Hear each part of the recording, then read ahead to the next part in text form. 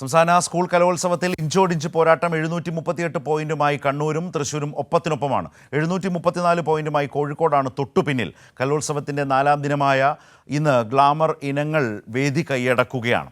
ഇപ്പോൾ വിശദാംശങ്ങളുമായി സുലേഖ ചേരുകയാണ് കലോത്സവ വേദിയിൽ നിന്നും. സുലേഖ, ഇപ്പോൾ ഏതൊക്കെ വേദികളിൽ പ്രധാനപ്പെട്ട എന്തൊക്കെ ഇനങ്ങളാണ് നടക്കുന്നത്?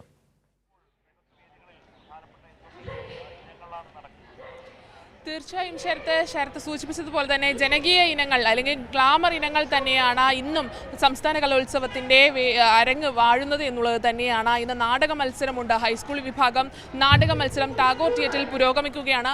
അത്യുജ്വലമായ ഒരു ആവേശം തന്നെയാണ് ടാഗോർ തിയേറ്ററിൽ നാടക മത്സരം നടക്കുന്ന ടാഗോർ തിയേറ്ററിൽ ഉണ്ടാകുന്നത് എന്നുള്ളത് തന്നെയാണ്. പോയിന്റ് പരിശോധിക്കുന്ന സമയത്ത് തൃശ്ശൂരും കണ്ണൂരും ഇഞ്ചോടിഞ്ച് പോരാട്ടം, ഒരാളും വിട്ടുകൊടുക്കുന്നില്ല എന്ന തരത്തിൽ ഇഞ്ചോടിഞ്ച് പോരാട്ടമാണ് തൃശ്ശൂരും കണ്ണൂരും തമ്മിൽ നടക്കുന്നത് എന്നുള്ളത് തന്നെയാണ്.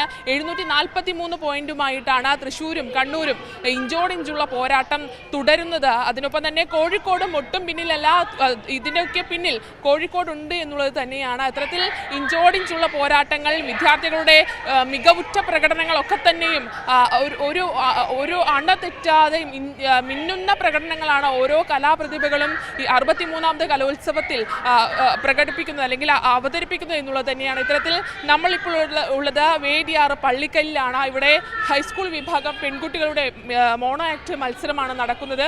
അതിനൊപ്പം തന്നെ കഥാപ്രസംഗ മത്സരവും നടക്കുന്നുണ്ട്.